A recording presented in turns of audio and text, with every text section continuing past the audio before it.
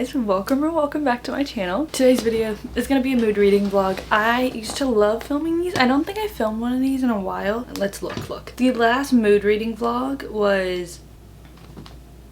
Wait, what? My last mood reading vlog was 7 months ago. I feel like that's just not true.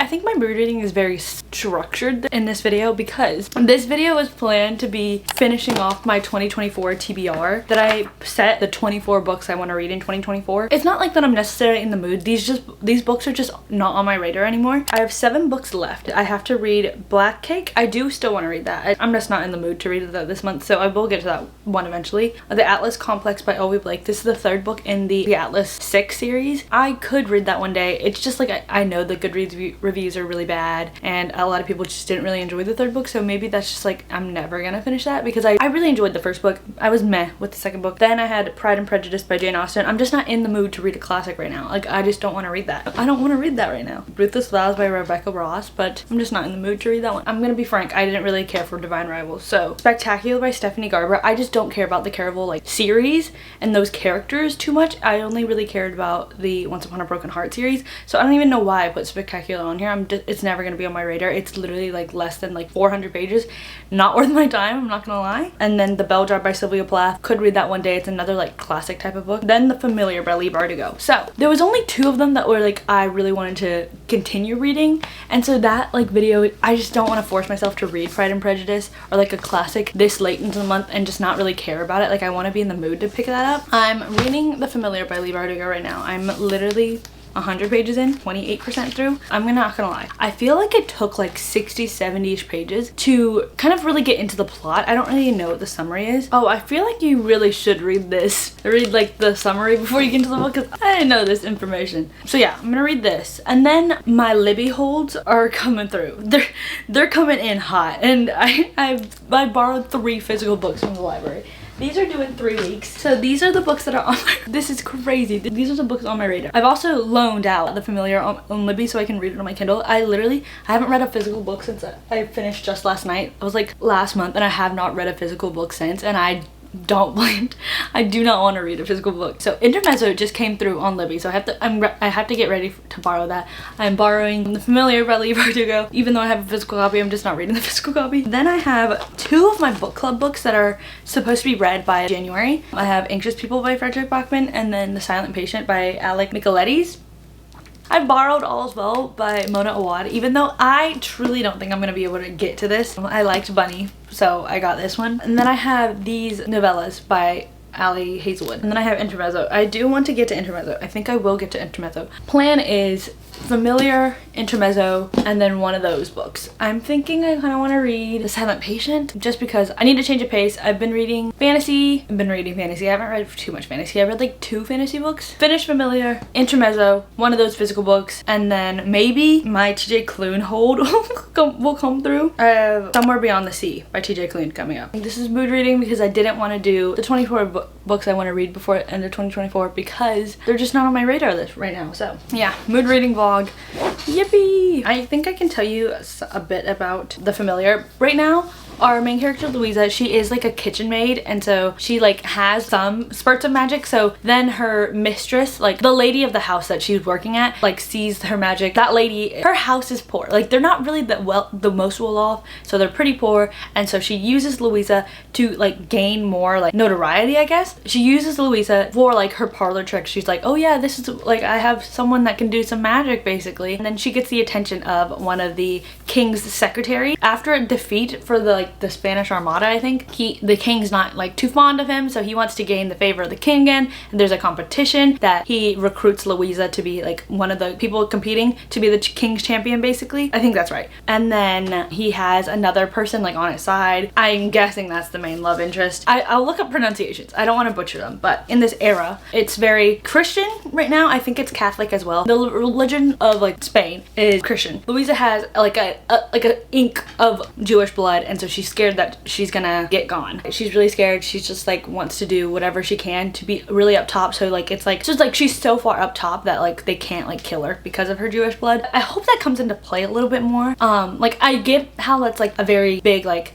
thing in this like history time period that she's like really scared of, like that's one of her biggest fears. I feel like there should be another thing that's like saying why she's like, she wants to be so high up just because she doesn't want to die, I guess. The main love interest, it's like he's like trying to be like a broody guy, and like she loves a broody guy. She loves Kaz Brecker, the Darkling. There's like all those like broody guys that are like, oh yeah, like I don't really care, like I'll kill somebody if I need to. So that's what this love interest is giving. It says he's like a kind of immortal thing, like he sold his soul to the devil, I guess. I think his scenes with Louisa are my favorite so far, because up until like the 50 pages in, it's like a pretty short book too, so pretty short, it's like less than 400. Like it was just like Valentina like exploiting Louisa, and like Louisa just like going along with it, and I was just like, this is boring. this is boring. I need something to happen. And so like 70 pages in, it's like, oh yeah, Perez needs you. It's not making any sense. Okay, goodbye. Hello guys. Last time you saw me, I was reading The Familiar. I finished The Familiar a couple days ago. I can't do weekly vlogs anymore. I've just been swamped with work. But I have finished all of my finals. I have one like final assignment type of thing, but I can just do that whenever. But I don't have any like commitments other than Bookmas videos right now and then that one assignment, so I feel free. A load has been lifted off me. I did 2 exams. I submitted my paper. I'm fine. But I read The Familiar by Leigh Bardugo. I thought this was gonna be a series. I didn't think this was gonna be a standalone, but I'm pretty sure it's a standalone, especially after the way this one ended, you know what I mean? Basically, Sant Angel, I figured it out. He's a familiar. He's what the book's kind of based on. He has this curse that ties him to the main guy, Perez. And so, not the main guy, but he's like the driving force of like why Louisa is involved in this like trial type of thing to be the king's like champion. And so he is kind of like in charge of Louisa, and so he's also in charge of Sant Angel because of the curse and everything like that. And so Sant Angel, he helps Louisa's magic become more powerful. So that's basically it. She does magic based on like, she has knowledge of a bunch of different languages. And so this is during, I don't know what time it's during, but it's when Spain is very Catholic, and so every person that is here saying they're like Catholicism type of thing, they get taken and put on trial and then killed because they aren't following the rules of Catholicism. Basically like that. I feel like we got to know a little bit more about Louisa later on. I do think she was very flat. She felt like a flat character, and I feel like Sant Angel became more of like a mystery type of thing where it's like, oh, we like know his backstory and like why he's like that, but like you get like, I feel like he's the more intriguing character than Louisa. Louisa was just basically like, I'm a poor like orphan cook type of person, and I am picked out because I have magic, and how being involved in like showcasing your magic has put her into this difficult position. It's not like I don't like her, it's just like I didn't really feel anything towards her other than like, oh yeah, I feel really bad for her, but like I feel like we never really got more about Louisa other than like, oh yeah, like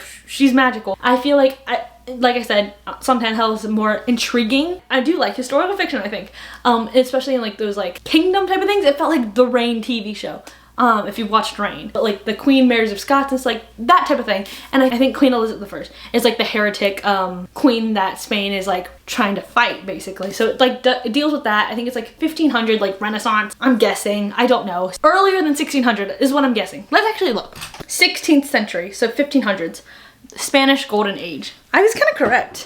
Why am I like a genius? Why am I a genius? I feel like the plot was a little lackluster, and the characters were a little lackluster, and I think the writing just wasn't as good as Six of Crows or even Ninth House, I would say. I think the Ninth House like series is a lot more well written than this one, and giving this a 3 stars. It's not my favorite, it's not the worst. I feel like it took me a little while to like really get into like what we were doing, basically, because like we're not really shown like, other than like Sant Angel and Louisa having magic, we just don't really like get like an origin story of magic or like why they are magical. So I feel like that's why I feel like I really needed that, especially for Louisa's part. I was just like, yeah, she's magical, like why is she magical? She's like her, like I just don't get it. 3 stars. So that's that book. Next in my mood reading adventure, I'm reading The Silent Patient by Alex Michaelides. Michaelides, I don't know. I feel like that is such a like an such a like American pronunciation of this last name. I knew the loose premise. This is like a really famous like thriller. We follow our main character,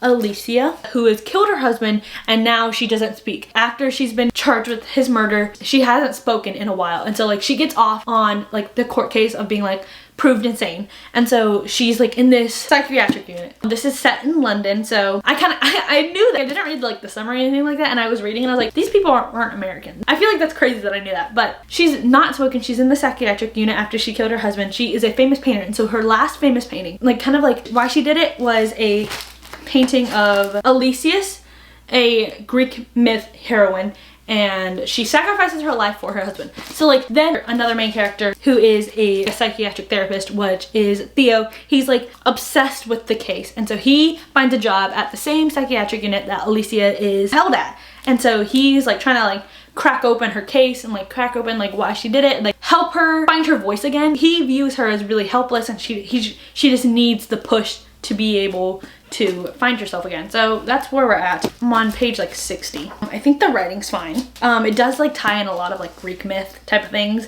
from what I'm seeing so far, and I feel like a lot of his other books are doing that. What I've heard, I feel like we've gotten into like kind of flashbacks of like Theo's life and like Alicia's life and like before, and her dynamic with her husband before the murder and stuff like that, and like the murder and like afterwards. So I really want to get into more like I feel like right up until like the 60 pages that I've read, it's basically all like backstory up to like the case and everything like that. And so we haven't really gotten too many like interactions between him and her like modern day. That is definitely going to change, but I'm excited to get into that. So I'm gonna keep reading. Bye bye.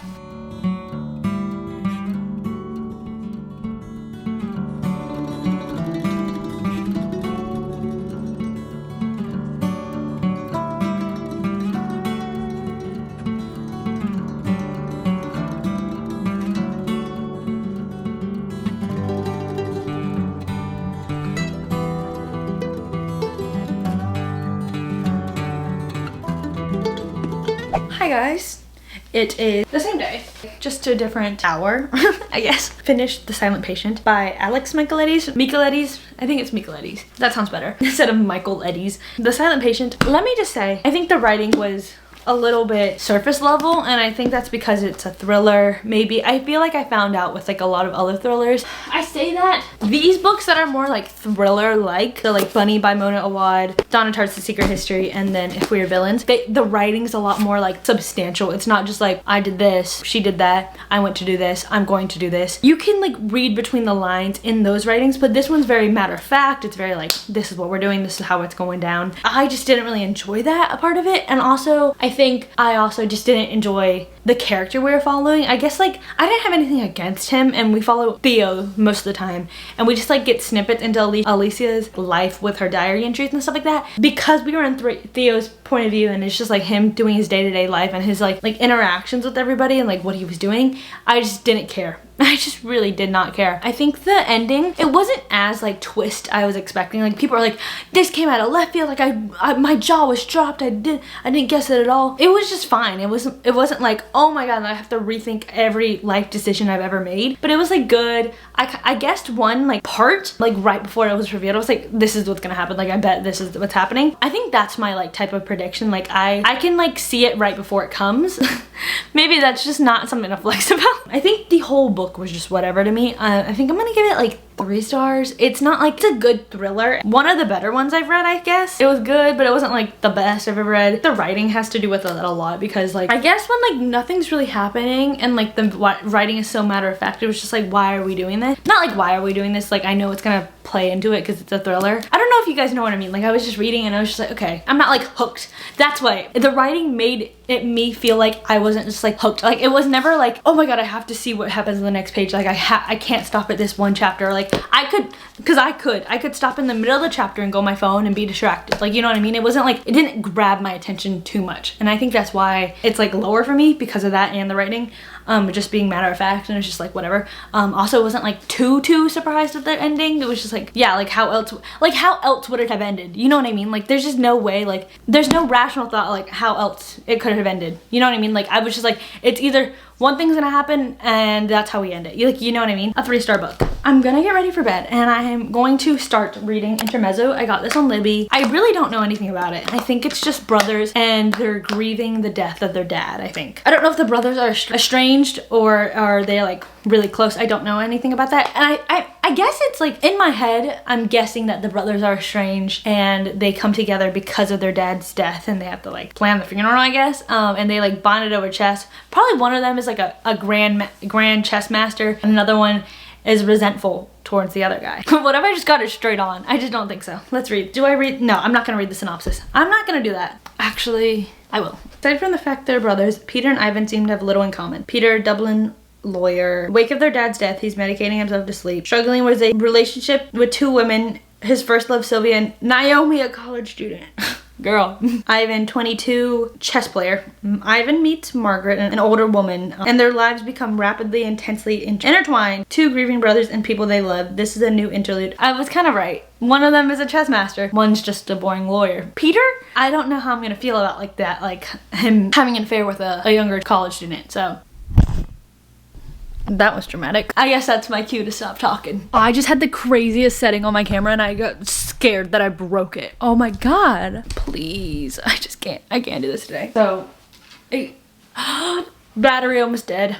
What was this? My hold's ready. I'm not ready to read that one yet. Hi guys, I am 57% through Intermezzo and here are my thoughts so far. I haven't been updating you, but I really like Ivan. I think Ivan is just like he's so relatable. He does have some like, it's like, bro, like why are you even thinking about that? Like bro, just like open your mind and stop being so ignorant. But I have such conflicting feelings about Peter and his whole situation. Ivan and Peter's dad just died. And Ivan and Peter, they just haven't gotten along since Ivan was like a teenager. And so he's 22 now and Peter is 32. Ivan, he goes to a chess like competition. It's not like a full-blown like real competition. It's just like a meeting competition thing that's held at a local like small town.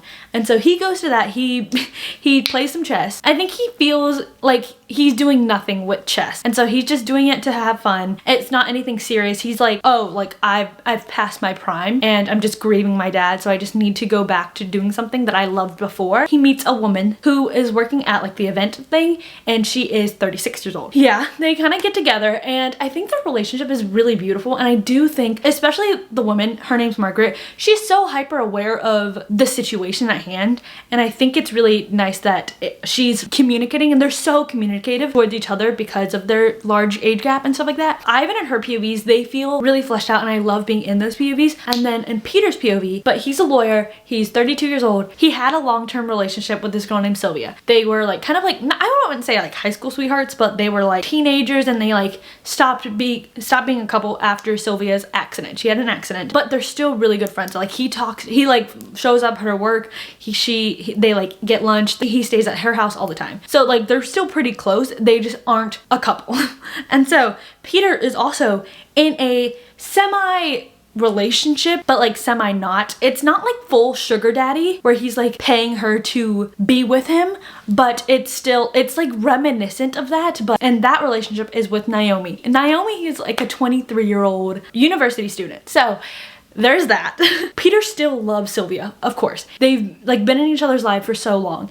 And so he still has feeling for Sylvia, but she doesn't want to get back together with him. There's still like inklings of like that romantic relationship between them, but nothing physical. He is with Naomi, the university student. And so it's just, actually, it like hurts my head because I'm in that like situation. It's always in Peter's POV. We get like glimpses of Sylvia and Naomi, but like it's never as direct and like POV, like this is those two girls' POVs as in with Margaret. But it's not even like POV because it's like it's all third person. I would say like it's third person POV, but like we have the thoughts of Ivan, Margaret, and Peter. It's never really Sylvia or Naomi. And so we're navigating Peter's situation with only Peter. Like I have such conflicting feelings about Peter in general, but I just don't know.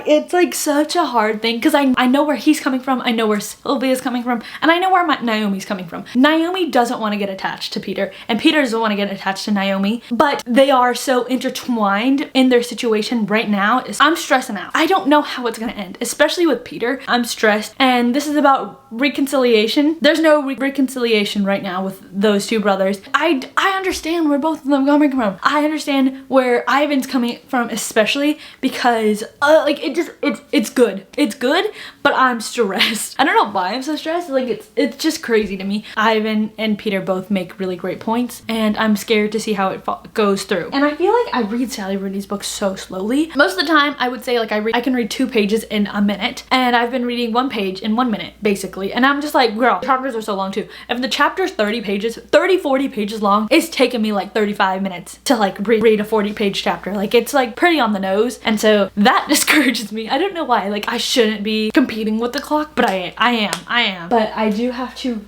edit half of my Bookmas video. I haven't edited that one, but I finished one of them. I have to send that over to the brand. That I have to do that thumbnail, and I've been doing like my other work. I also have the assignment. I'm just stressed out right now. I shouldn't be stressed. It can definitely be done. It's only like 4:30, so. And we're gonna finish Intermezzo. I'm gonna read a bunch of it tonight. I've been reading in bed most of the time. I'm really liking it. I don't know what I'm gonna rate it. I think it has to do with the ending. Other than that, I'm really enjoying it, but I'm scared. It's the last chapter. It's a long one. It's like 40 pages. I'm not too stressed. I don't know what I'm feeling. I guess now that like we're so far in and we only have 40 pages left, I think I know how it's going to end in terms of 2 things. I'm still a little iffy. Okay, I wrote something on my phone, and it was like page 350. At page 350, I currently want to knock the braces off of Ivan's teeth. I'm over it. Not his braces, I was just over him. At that moment in time, I was like, please shut up. Like, I just want to punch you in the face. You're not listening. But there's that.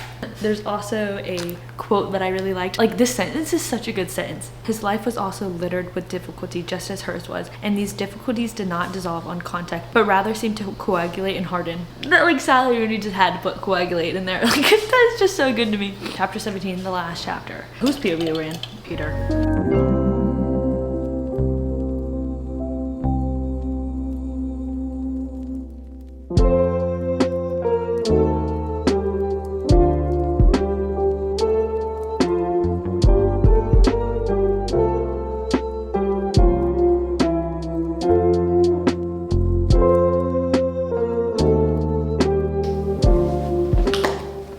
Did it. I finished. I don't know rating. I'm gonna keep thinking. About it, but I think I'm gonna read some of Ali Hazelwood's novellas. I think that will be just like a nice palate cleanser.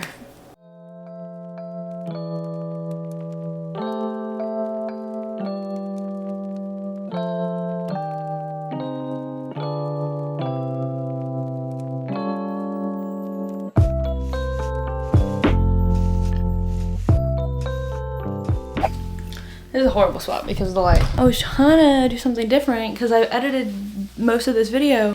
I'm just standing in this spot all the time. So I finished Intermezzo. You saw me finish it. I still don't know what I'm gonna give it. I think since it's giving me so much trouble, it's not a 5 stars.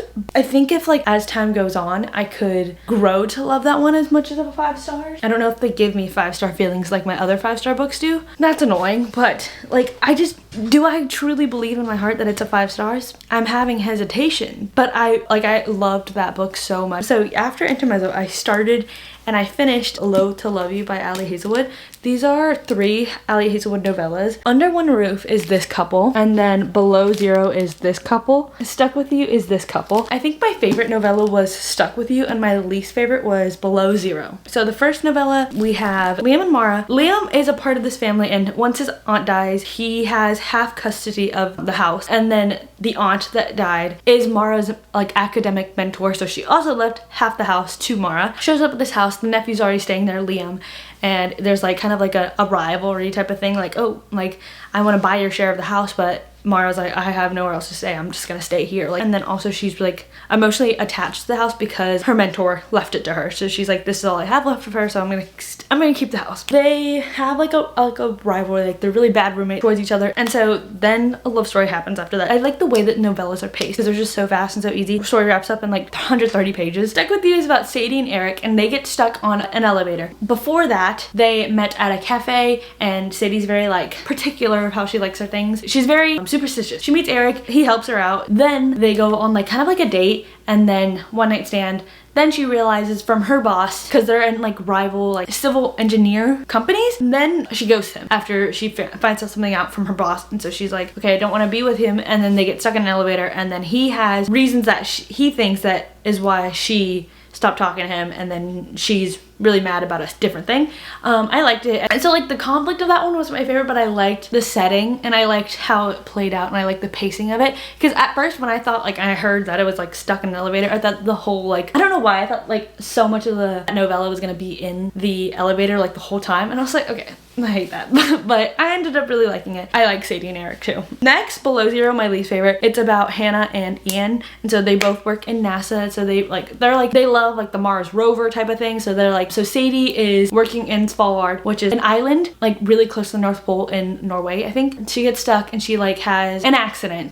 She needs someone to help her with the situation. Ian happens to be there and helps out. So they had like interactions before. They were rivals because of something at NASA work type of thing. I also think that one was stupid. I think it was the most stupid because it was just like, there was definitely a reason for his actions, I would say. It's just childish to think that like just because of that, that's gonna happen. But I guess like that's a reality for a lot of women. So I understand it, but yeah, I'm giving these novellas 3 stars. Fine overall. And now I'm reading Somewhere Beyond the Sea by T.J. Klune. This is the second book in the House on Cerulean Sea like series. I think it's called like the Cerulean Chronicles. We follow all the same characters and all the like children in the book, but instead of Linus's POV that we were in this book, we were in Arthur's POV, who was in charge of the house in the first book. And so I read this like a couple months ago, and so like I didn't remember like distinctly what each kid did, but I'm like after getting into the pages, I'm like page 50 or something like that, and I'm just getting into the groove again. And I really like the way that these kids are portrayed. I think they're really fun. They add like a lot of like comedy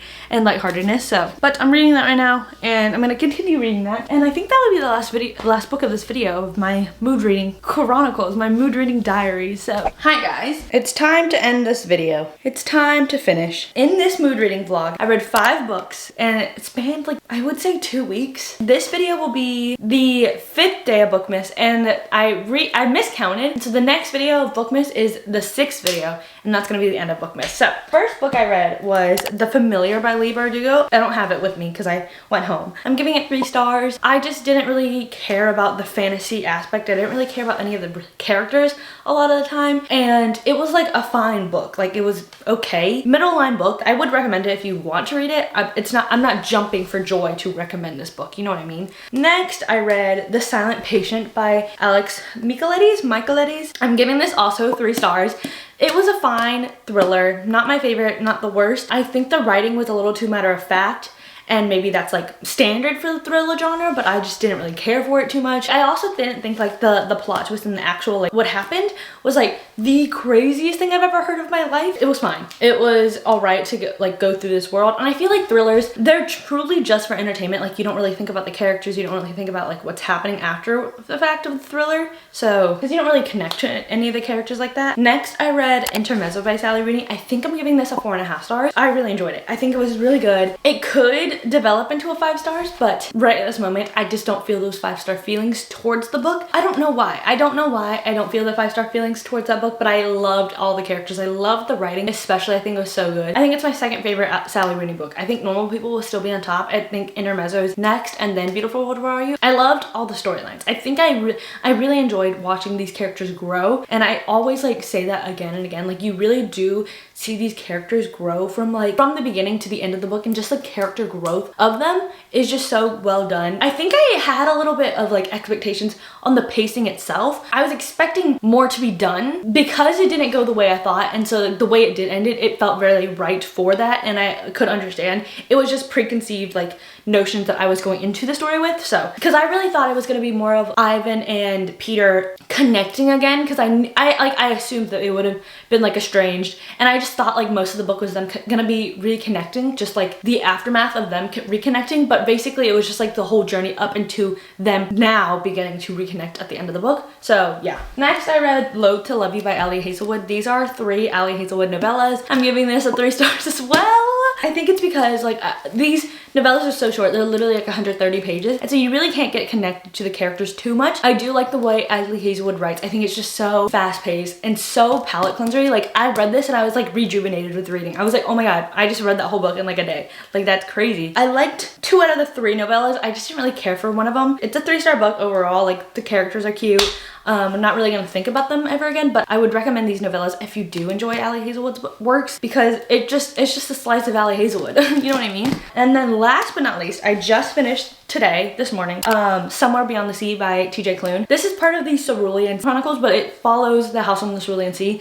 And so in the house on the Cerulean Sea, our main character Linus, he goes to this orphanage house that one of our main characters, Arthur, is like in charge of, and he has like a bunch of like these magical kids. So he has to investigate the orphanage and see if it's running up to tip-top shape and the children are safe in Arthur's control. This follows the first book. There's a little bit of time lapse between the first and second book, but I think the found family in this is so cute, and I think I'm giving this a 4 stars even. I still really did enjoy it. I think sometimes it's like meant to be just like a cute little cozy fantasy, and I think the kids are super cute, and I love the relationship that everyone has with each other. I think it's just so adorable. I think sometimes because it's so focused on kids that it's just like, at my stage of life right now, it's a little annoying. Like I love the kids, but I just don't care about like every like little like annoyance that the kid causes. Like it just irks me a little bit, but like that's just like how the book is. In this book, there's another lady from the government, and then she goes to the house to see if these kids are in tip-top shape and if Arthur is able to provide for these kids and they're getting the best care that they can. But the government is very sneaky and they're not to be trusted, and they're bad people because they keep on reiterating the fact that these magical beings are less than human. And I think the book there's a dedication to trans individuals in the beginning of the book and in the acknowledgement. And so when you read that and you're reading whatever the government officials in this book are saying about the magical beings, it really it hits home. It's infuriating to read because you like, obviously it's not supposed to be like that. The way it's like translated to real life today, it's just really heartbreaking, and it did give me a little like, I was irked because I was just like, I don't want to keep reading this, but I wanted to finish off because I love the children so much and I love the characters in this. So I wanted to see how it panned out. I know it's gonna have a happy ending, but like getting there was just like a little tough to read. That was a 4 stars. I still really enjoy it. I love TJ Klune's writing. I love the way he can make such lovable characters, so it's amazing. To recap, we have The Familiar, Lee Bardugo's 3 stars, Silent Patient, Alex Michaeletti's 3 stars, Intermezzo, Sally Rooney, 4.5 stars, Loath to Love You, Ali Hazelwood, 3 stars, and Somewhere Beyond the Sea by TJ Klune, which is 4 stars. So those are the 5 books I read in 2 weeks, but I hope you guys enjoyed this video. I hope you guys love this mood reading vlog. It was a little jumbled, but what reading a vlog of mine is not jumbled. But I hope you guys enjoyed this video. Hope you guys are still enjoying Bookmas, and like, comment, subscribe, and I'll see you guys in my next video, which is gonna be the last video of Bookmas. Bye!